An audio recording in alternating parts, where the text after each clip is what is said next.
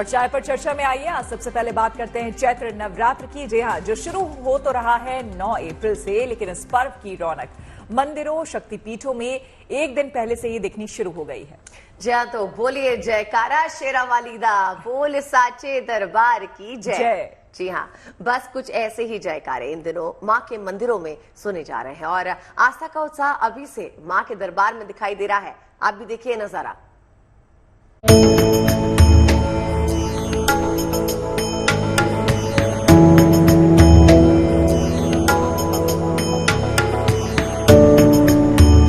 आ गई चैत्र नवरात्रि की पावन बेला। मां के दर पर भक्तों की भीड़ जुटनी शुरू हो गई है। पूरे देश में जगत जननी मां के 9 रूपों की अनंत महिमा का गुणगान होगा। अब पूरे 9 दिनों मां का दरबार सजेगा। चैत्र नवरात्रि शुरू हो रही है। घर घर मंदिर मंदिर मां की आराधना होगी। मगर इससे पहले पूरे देश के शक्तिपीठों और मां के मंदिरों में आस्था और श्रद्धा का सैलाब अभी से कुछ ऐसे उमड़ना शुरू हो गया है। ये दिल्ली का प्राचीन झंडेवालान मंदिर है। 9 दिनों तक चलने वाले चैत्र नवरात्रे 9 अप्रैल यानी मंगलवार से शुरू होने जा रहे हैं, जिसके साथ ही हमारे हिंदू नववर्ष का भी आरंभ होगा। दिल्ली के मंदिरों में नवरात्र के लिए क्या क्या खास तैयारी है, उसी को जानने के लिए हम सबसे पहले आ गए हैं दिल्ली के झंडावाला माता के मंदिर। झंडेवालान परिसर श्रद्धालुओं की आमद और फूलों की खुशबू से गुलजार है। मंदिर को खास तौर से फूलों से सजाया संवारा जा रहा है। यहाँ पहुँच रहे श्रद्धालुओं के लिए मां के भंडारे के प्रसाद की भी व्यवस्था की गई है। हमेशा की तरह इस बार भी यहाँ पे मंदिर में चुन्नी, फूल माला, प्रसाद बाहर से अलाउ नहीं किया जाएगा। सिर्फ आप अंदर आइए और माँ के दर्शन कीजिए। इस तरीके की हमेशा की तरह व्यवस्था यहाँ की जाती है और सेम इस बार भी यहाँ पे वही चीज की गई है। मंदिर की ओर से एक खास व्यवस्था में ध्यान दिया गया है कि जैसे ही भक्त माता रानी के दर्शन कर निकासी द्वार से बाहर निकलेंगे तो उन्हें माँ के भंडारे का प्रसाद भी दिया जाएगा। यही नहीं, मां के इस प्राचीन मंदिर में उनके दर्शन की एक अगाध आस्था है। आस्थावानों को मां के सुलभ दर्शन हो, इसकी व्यवस्था तो माकूल रखी जा रही है, मगर साथ ही मंदिर परिसर में मौजूद रहते हुए उनकी सुख सुविधा का भी पूरा ख्याल रखा जा रहा है। आने वाले भक्त को जब वो मंदिर में प्रवेश करे तो उसको एक उत्सव का सा माहौल जो है वो दिखाई दे। साफ सुथरे वातावरण में उसका मन लगता है। तो हम इनके ऊपर विशेष ध्यान करते हैं कि एक तो स्वच्छता रहे पूरी तरह से और मंदिर की सजावट ऐसी भव्य हो कि आने वाले भक्तों का मन खुश हो जाए और वो माँ के दर्शन करके उनको जो वो चाहते हैं आशीर्वाद उनको मिले, कम से कम समय में मिले और असुविधा ना हो, ये हमारी लगातार कोशिश रहेगी। कुछ ऐसे ही आस्था के फूल बिखर रहे हैं दिल्ली के कालका जी मंदिर में भी। यहाँ भी नवरात्रि से पहले ही माँ की भक्ति मानो हिलोरे मार रही है। लोग लाइन में लगकर माँ के दर्शन पूजन का इंतजार कर रहे हैं। जोरों शोरों से तैयारियां चल रही है। यहाँ पर भी अभी थोड़ी बहुत लाइटिंग यहाँ की गई है, तैयारियां चल रही है। माँ का भव्य दरबार भी यहाँ पे सजाया जाएगा। पूरे नवरात्रि कालका जी अपने भक्तों को दिव्य और भव्य दर्शन देंगी। ऐसे में यहाँ भी श्रद्धालुओं की सुविधा और सुरक्षा को लेकर कई व्यवस्थाएं की जा रही हैं।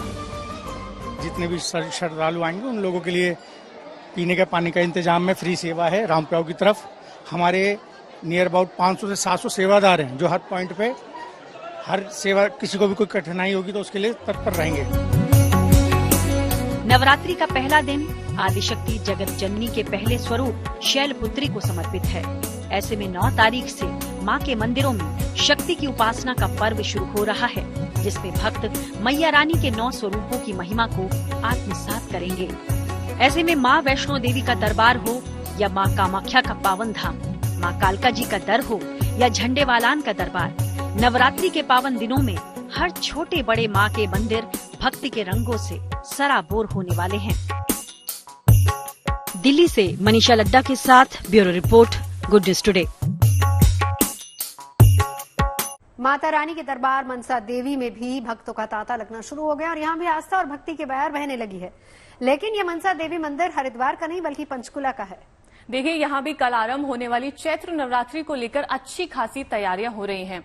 अनुमान है कि कल, क्योंकि नवरात्रि का पहला दिन है, ऐसे में लाखों श्रद्धालुओं के मनसा देवी के दर पर पहुंचने की उम्मीद है।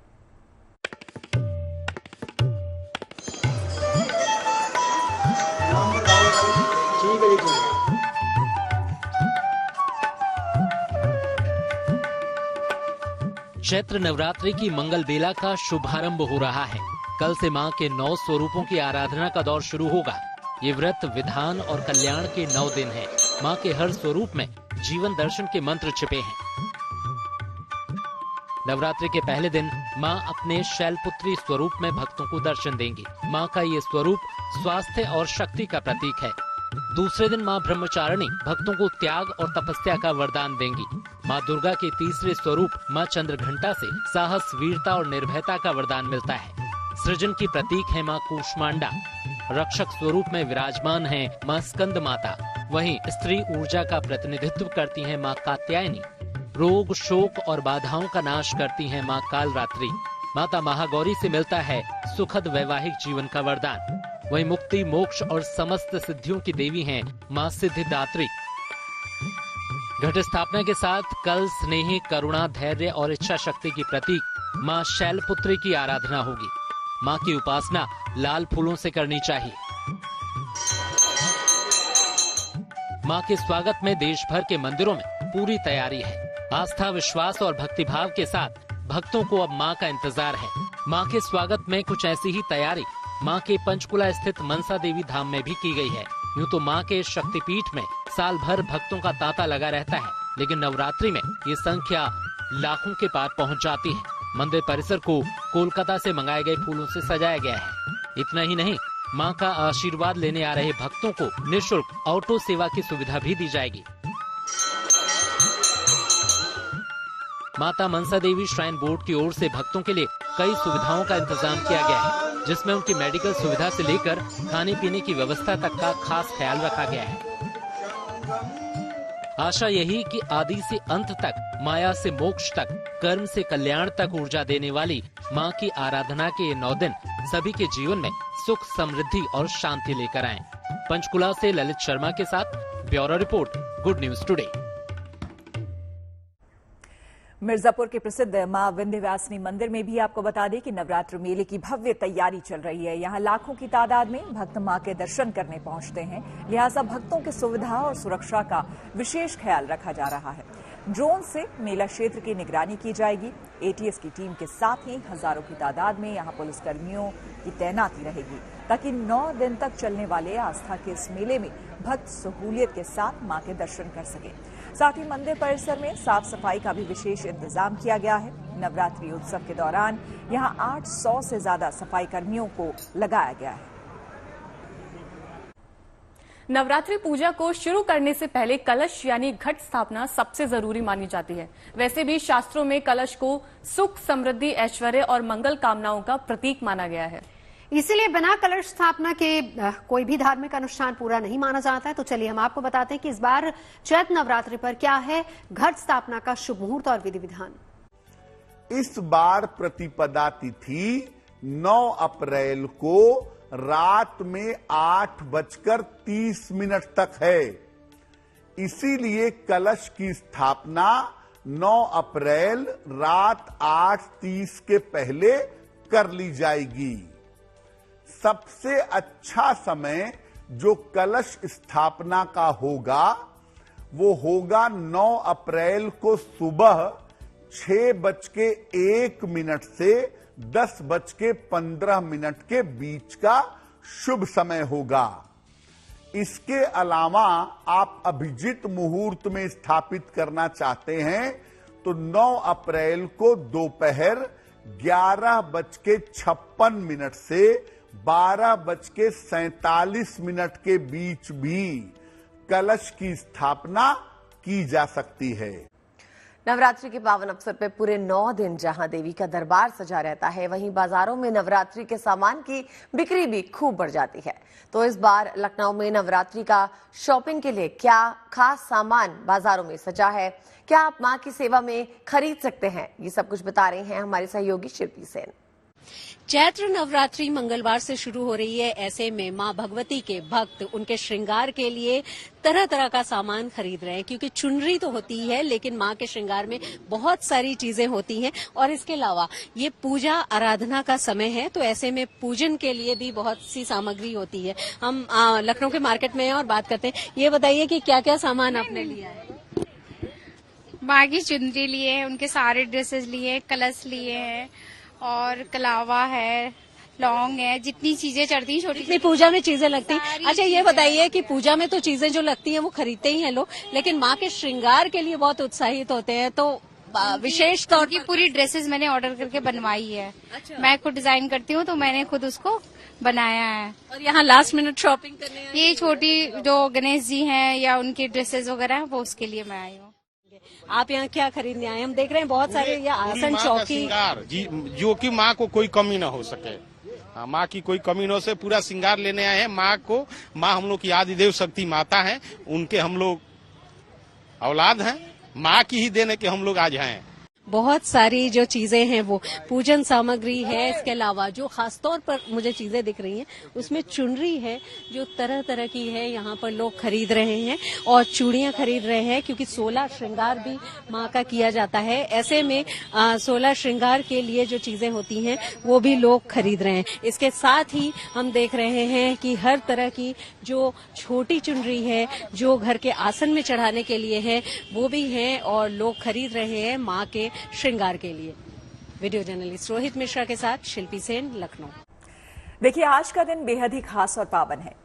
आज एक साथ कई संयोग बन रहे हैं और इन्हीं के साथ आज एक महासंयोग बना है और वो ये है कि आज सोमवती अमावस्या है। और मान्यता यह है कि सोमवती अमावस्या पर पवित्र नदियों में स्नान दान और पितरों को तर्पण से बड़ा पुण्य मिलता है और इसीलिए आज सुबह से ही हरिद्वार में गंगा स्नान के लिए भीड़ जुटने लगी। हरिद्वार में हर की पैड़ी पर गंगा मैया की जय जयकार गूंज रही है। हर हर गंगे के उद्घोष से पूरा इलाका गूंज रहा है। आज तड़के से ही यहाँ पर आस्था का सैलाब उमड़ रहा है, क्योंकि आज का दिन बेहद खास है। ये सोमवती अमावस्या का पावन दिन है, तो हर की पैड़ी पर गंगा में पवित्र स्नान और डुबकी लगाने के लिए श्रद्धालुओं में होड़ लगी है। तमाम लोग गंगा में आस्था की डुबकी लगाकर पुण्य की कामना कर रहे हैं और अपनी मनोकामनाओं के लिए प्रार्थना कर रहे हैं। मैं नेपाल से आई हूँ, मुझे बहुत अच्छा लग रहा है कि मेरी माँ के नाम से यहाँ पे तीर्थ के लिए स्नान करने आई हूँ। बहुत अच्छा लगा, बहुत अच्छा लगा स्नान करके हमें, और इतना अच्छा नजारा देखने को मिला है हमें हरिद्वार पे, तो सबसे अच्छा अनुभव है। आज सोमवार है और आज ही अमावस्या तिथि भी है। वैसे तो हर दिन और हर महीने पूर्णिमा और अमावस्या पर गंगा स्नान का महत्व माना गया है, लेकिन धर्म और अध्यात्म के जानकार सोमवती अमावस्या की खास अहमियत बताते हैं और इसे स्नान पर्व का दिन मानते हैं। माना जाता है कि इस अवसर पर गंगा स्नान से सभी कष्ट दूर हो जाते हैं। जो भी अमावस्या सोमयुता या भौमयुता अर्थात सोमवार या मंगलवार को पड़ती है, उसका इतना पुण्य फल बताया गया है कि उस दिन मात्र गंगा में स्नान करने से, जो कुंभ क्षेत्र हैं जैसे हरिद्वार आदि, ब्रह्मकुंड में जो व्यक्ति एक बार स्नान कर ले वो 100 वाजपेयी और 1000 अश्वमेध यज्ञ कर ले, इतना पुण्य फल बताया गया है। धार्मिक मान्यता ये भी है कि सोमवती अमावस्या के अवसर पर विधि विधान से स्नान और पितरों का श्राद्ध तर्पण करने से बेहद शुभ फल मिलते हैं, सारी इच्छाएं पूरी हो जाती हैं और महाकल्याण होता है। स्नान के समय मौन रहकर स्नान करें।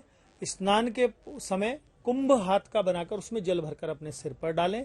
साथ में स्नान के पश्चात पीपल अश्वत्थ वृक्ष की परिक्रमा करके सफेद सूत्र उसमें बांधने से कई जन्मों से चला आ रहा आपके ऊपर लगे हुए पाप, पितृ दोष आदि से मुक्ति हो जाते हैं।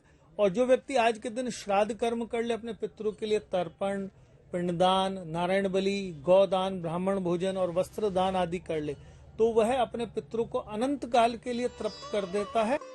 लोगों की आस्था और धार्मिक मान्यताओं की ही वजह से सोमवती अमावस्या के दिन हरिद्वार में हर की पैड़ी पर पवित्र स्नान के लिए कतारें लगी हुई हैं। देश के कोने कोने से लोग यहाँ सोमवती स्नान पर खास तौर से पवित्र स्नान के लिए उमड़ रहे हैं। लिहाजा पुलिस प्रशासन की तरफ से भी सुरक्षा के खास इंतजाम किए गए हैं। विशेष बात ये भी है कि आज ही रात में सूर्य ग्रहण भी लग रहा है, जो भारत में तो नहीं दिखेगा, लेकिन ब्रह्मांड में साल के पहले सूर्य ग्रहण का योग बना है। तो उससे पहले और उसके बाद पवित्र नदियों में स्नान जरूरी माना गया है। साथ ही कल से चैत्र नवरात्र का भी शुभारंभ हो रहा है। तो कुल मिलाकर आज एक ही साथ कई ऐसे संयोग बन रहे हैं, जिनको देखते हुए आज गंगा स्नान करने का मौका कोई नहीं छोड़ना चाहता। हरिद्वार से मुदित अग्रवाल के साथ bureau report, good news today. आज सोमवती अमावस्या के अवसर पर प्रयागराज के संगम तट पर भी काफी चहल पहल रही। श्रद्धालुओं ने इस दौरान भगवान सूर्य और भगवान विष्णु की पूजा अर्चना की, जिसके बाद आस्था की डुबकी लगाकर मंगल कामना की गई। वहीं सोमवती अमावस्या को अखंड सौभाग्य का भी प्रतीक माना गया है। इस दिन विशेषकर महिलाएं व्रत रखती हैं, पीपल के वृक्ष की परिक्रमा करते हुए कच्चा सूत बांधती हैं और सुख समृद्धि की कामना करती हैं। कहावत तो आपने जरूर सुनी होगी, एक सेहत हजार नेमत, यानी सेहत अच्छी है तो आपकी जिंदगी खुशहाल है। चंडीगढ़ में रहने वाले कुछ बुजुर्गों ने इस बात पर अमल करते हुए भांगड़ा को अपनी तंदुरुस्ती का जरिया बनाया। आपको बता दें कि ये बुजुर्ग रोजाना भांगड़ा करके न सिर्फ अपनी सेहत का ख्याल रखते हैं, खुद को फिट भी रखते हैं, बल्कि दूसरों को फिट रहने के लिए प्रेरित भी करते हैं।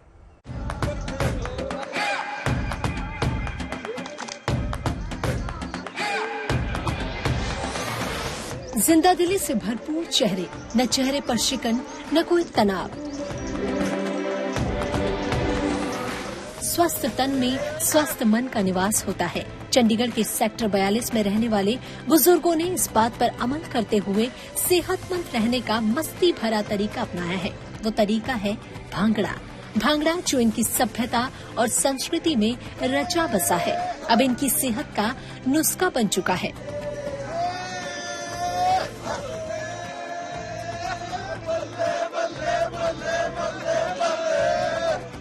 और आप मेरे पीछे देख सकते हैं कि जो ये तमाम बुजुर्ग हैं जिन्होंने अपने आप को मॉर्निंग वॉकर्स नाम दिया है, ये सुबह सुबह यहाँ पर आकर भंगड़ा करते हैं।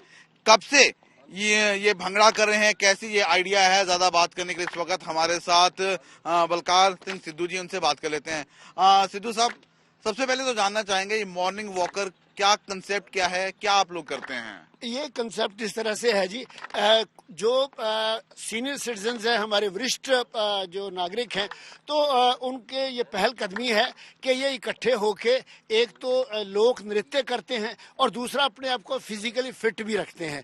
और ये क्योंकि आजकल चारों तरफ स्ट्रेस है और हमारे में से बहुत सारे ऐसे बुजुर्ग हैं जिनके जो बच्चे हैं वो विदेशों में गए हुए हैं या कहीं और, तो वो सारे यहाँ पर आपस में मिलते हैं, डांस करते हैं, बातें करते हैं हर तरह की, तो अपने आप को ये स्ट्रेस फ्री करते हैं। तो मैं सुबह 5:30 आके थोड़ा वॉक, थोड़ी सी योगा के एक्शन थोड़े, उसके बाद इकट्ठे हो जाते हैं सभी। उसके बाद अपनी रेस स्टार्ट करते हैं भंगड़े की। पहले झूमर करते हैं, फिर लुडी डांस करते हैं। या तो कम है, सैटरडे संडे को हमारे यहाँ पूरा बढ़िया कम से कम 50 आदमी हो जाते हैं।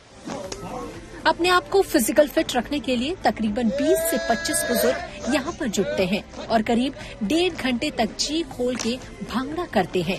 इस ग्रुप को इन बुजुर्गों ने मॉर्निंग वॉकर नाम दिया है। तमाम बुजुर्ग यहाँ पर भांगड़ा के अलावा एक्सरसाइज और वॉक कर अपने आप को स्वस्थ रखते हैं। साथ ही जोर जोर से ठहाके लगाकर तनाव को दूर भगाकर अपने तन मन को खुशहाल करते हैं। अब तो इनसे प्रेरित होकर युवाओं ने भी इस ग्रुप से जुड़ना शुरू कर दिया है। तो इसमें पहले क्या था कि सीनियर सिटीजन होते थे, अभी क्या है कि इनको देख के हमें भी मोटिवेशन मिल गया है। यंगस्टर भी आ रहे हैं, मेरा बेटा है खुद, मैं बेटे के साथ आता हूँ। पहले मैं सैर करने आता था, तो इनको देखा, इनकी एनर्जी लेवल देखी तो I was very amaze to see कि ये कैसे डांस करते हैं ये। और उसके बाद में जो आपको अपनी लाइफ का ये एक्सपीरियंस शेयर करते हैं, वो भी हमारे लिए बहुत ही एक प्रेरणा का स्रोत बनता है। इस मुहिम की शुरुआत कोविड महामारी के दौरान हुई थी। तब मौज मस्ती में कुछ बुजुर्गों ने इसकी पहल की थी, लेकिन धीरे धीरे और बुजुर्ग जुटने लगे। और अब ये 24 से 25 लोगों का कारवां बन चुका है, जो खुद भी फिट रहते हैं और दूसरों को फिट रहने के लिए इंस्पायर भी करते हैं। चंडीगढ़ से ललित शर्मा के साथ bureau report, good news today. देखिए, ज्योतिष शास्त्र की ग्रहण को लेकर जो भी मान्यता हो, लेकिन कम से कम वैज्ञानिक सूर्य ग्रहण को लेकर खास उत्साहित हैं। जहां वैज्ञानिकों के लिए अंतरिक्ष के कुछ और राज जानने का मौका है। विज्ञान के मुताबिक क्या है सूर्य ग्रहण के मायने, और इस बार दौरान जानवरों के व्यवहार में भी बदलाव मुमकिन है। सूर्य ग्रहण के दौरान देखने लायक दुर्लभ घटनाओं में से एक शैडो बैंड है। ये एक असामान्य शैडो है जिन्हें ग्रहण के दौरान जमीन और इमारतों पर देखा जा सकता है। अगर ग्रहण को उचित आंखों की सुरक्षा के साथ देखा जाता है तो आप चंद्रमा के किनारे के चारों ओर प्रकाश का एक टुकड़ा देख सकते हैं। ये प्रकाश का टुकड़ा नेकलेस जैसा दिखाई देता है। इस घटना को बेलीज बीट्स के नाम से जाना जाता है। नासा के मुताबिक सूर्य ग्रहण के दौरान शुक्र और गुरु जैसे ग्रह भी दिख सकते हैं। वैसे तो पूर्ण सूर्य ग्रहण ज्यादा से ज्यादा 11 मिनट तक का ही हो सकता है, लेकिन इन गिनती के मिनटों में भी दुनिया भर के खगोल वैज्ञानिकों को सवालों के जवाब तलाश करने होते हैं। दरअसल वैज्ञानिकों का मानना है कि यदि सूर्य और उनकी किरणों के प्रभाव को सही तरीके से समझ लिया जाए तो हैरत अंगेज परिणाम लाए जा सकते हैं। यही वजह है कि साल के पहले सूर्य ग्रहण के दौरान नासा कुछ बड़ा करने वाला है। इस दुर्लभ घटना को कैद करने के लिए नासा ने अपने WB-57 जेट विमानों को तैनात किया है। WB-57 विमानों के उड़ान भरने और उड़ने का समय ठीक उसी समय होगा जब ग्रहण लग रहा होगा। दोनों विमान 740 किलोमीटर घंटा तक की गति से उड़ान भरेंगे ताकि हमारा ग्रहण देखने का समय बढ़ सके। आपको बता दें कि WB-57 जेट विमान बादलों और वायुमंडलीय कणों के ऊपर जा सकते हैं। जमीन से 50,000 फीट की ऊंचाई तक पहुंच सकते हैं, जो विजिबल और इंफ्रारेड लाइट में शार्प इमेज को कैप्चर भी कर सकते हैं। दरअसल नासा का रहस्य सूर्य के आसपास के रहस्यों को उजागर करना है। उन्हें उम्मीद है कि कोरोना की संरचना और तापमान के बारे में जानकारी हासिल होगी। ये समझा जा सकता है कि कैसे सूर्य हमारे ग्रह के आयन मंडल को प्रभावित करता है। Bureau report, good news today.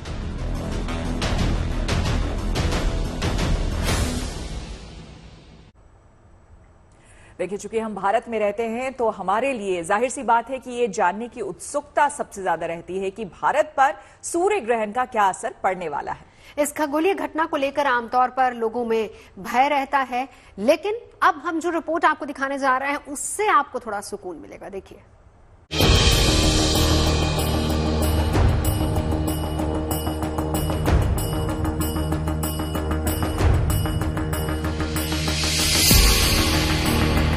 इस साल लगने जा रहे सूर्य ग्रहण पर वैसे तो पूरी दुनिया की निगाहें टिकी है, लेकिन सबसे बड़ा सवाल ये है कि आखिर भारत पर इस सूर्य ग्रहण का क्या असर पड़ेगा और भारतीय लोग इससे कितने प्रभावित होंगे, क्योंकि भारत में सूर्य ग्रहण का अध्ययन न केवल खगोलीय नजरिए से किया जाता है, बल्कि धार्मिक और आध्यात्मिक आस्था की दृष्टि से भी इस पर गहराई से विचार किया जाता है। यही वजह है कि भारत के तमाम ज्योतिषाचार्य और धर्माचार्य इस बार लग रहे महाग्रहण के बारे में मंथन कर रहे हैं और आम लोगों को इसके संबंध में अपने सुझाव दे रहे हैं। सूर्य ग्रहण हो या चंद्र ग्रहण, ज्योतिष और धार्मिक मान्यताओं में इनका विशेष महत्व माना जाता है। आमतौर पर ग्रहण से करीब 12 घंटे पहले ही सूतक लग जाता है और इस दौरान कोई भी शुभ कार्य नहीं किए जाते। मंदिरों के कपाट बंद रखे जाते हैं और ग्रहण के दुष्प्रभाव से बचने के कई उपाय भी बताए जाते हैं। भारत में इस बार सूर्य ग्रहण नहीं दिखेगा तो सूतक लगेगा या नहीं, इस सवाल का जवाब भी जरा जान लीजिए। इसका जो सूतक काल जो है भारतवर्ष में तो खैर नहीं रहेगा, परंतु बाहर अमेरिका, उत्तरी अमेरिका और उस तरफ जो है इसका प्रभाव जो है रहने वाला है और भारतवर्ष में इसका सूतक और पातक कोई भी दोष जो है लगेगा नहीं। जिस समय सूर्य ग्रहण लगेगा उस समय भारत में रात होगी, लिहाजा यहाँ सूर्य ग्रहण देखे जाने की स्थिति तो बन ही नहीं रही है। इसलिए भारत में आम लोगों को उन कामों से परहेज करने की जरूरत नहीं बताई जा रही है जिनसे आमतौर पर ग्रहण के दौरान बचने की सलाह दी जाती है। हालांकि ज्योतिष के कुछ जानकारों का ये भी मानना है कि सूर्य ग्रहण खगोलीय घटना है, तो इसका असर पूरे ब्रह्मांड पर पड़ सकता है। हालांकि भारत पर इसका असर कम होगा। तो ये ग्रहण अच्छा नहीं है सिर्फ भारत के लिए। छोटी सी एक चीज ये अच्छी है कि ग्रहण, क्योंकि सारा खेल एनर्जी का है, एनर्जी जब धरती पर आती है उसी के हिसाब से मनुष्य व्यवहार करता है। तो जो ग्रहण की एनर्जी है भारत पर कम इम्पैक्ट कर रही है। आयरलैंड, यूरोप का पार्ट, साउथ अमेरिका, अमेरिका मतलब नॉर्थ अमेरिका, साउथ अमेरिका जिसे लैटिन अमेरिका भी बोलते हैं, यहाँ पे इम्पैक्ट ज्यादा। और यहाँ पे जो भी भारतवासी रहते हैं और इसके अलावा भी जो बाहर के लोग भी रहते हैं, तो मैं उनसे बार बार कहूंगा इस दौरान ना निकलें। ग्रहों की चाल के आधार पर ज्योतिषाचार्य का ये साफ मानना है कि भारत पर सूर्य ग्रहण का दुष्प्रभाव नहीं पड़ेगा। खास तौर से आर्थिक मोर्चे पर बुलंदी बरकरार रहेगी और आम जनजीवन खुशहाल बना रहेगा। बहरहाल कुछ समय बाद लगने जा रहे इस महासूर्य ग्रहण का सबको इंतजार है, ताकि इस खगोलीय घटना के अनजान और अनसुलझे रहस्यों से पर्दा उठ सके। भारत के लिए खास तौर से इस बार का ये सूर्य ग्रहण बेहद महत्वपूर्ण है, क्योंकि सूर्य का अध्ययन करने के लिए भेजा गया भारत का सौरयान आदित्य L1 सूर्य के हेलो ऑर्बिट में ही मौजूद है। सूर्य ग्रहण के दौरान आदित्य L1 को सूर्य की स्थिति में आ रहे बदलावों और तूफानों और इससे जुड़ी अन्य कई अहम गतिविधियों की स्टडी करने का मौका मिलेगा और इसके नतीजों से वैज्ञानिक शोध की दुनिया में भारत का डंका बजेगा। Bureau report, good news today. हो शुभारंभ हे शुभारंभ मंगल बेला आई। जी हाँ, कल से चैत्र नवरात्र की शुभ बेला आरंभ हो रही है और इसके साथ ही पूरे 9 दिनों तक देश में मां के प्रति आस्था और भक्ति के बयार बहेगी। बिल्कुल, वैसे तो आप किसी भी ईश्वर की भक्ति कीजिए, कहते हैं उस भक्ति में वो शक्ति है जो हमारे और आपके अंदर इंसानियत का भाव जगाने के साथ हमें मजबूत बनाती है। और ये भक्ति की शक्ति ही है जो 9 दिन तक मां के 9 रूपों की उपासना को दर्शाती रही है और सबका मंगल करती रही है। तो चैत्र नवरात्र की ये शुभ घड़ी के दौरान करें मां की सच्ची आराधना और लीजिए उनका आशीर्वाद। आज चाय पर चर्चा में फिलहाल इतना ही। कल खबरों के सिलसिले को फिर से आगे बढ़ाएंगे शाम 5 बजे चाय के साथ।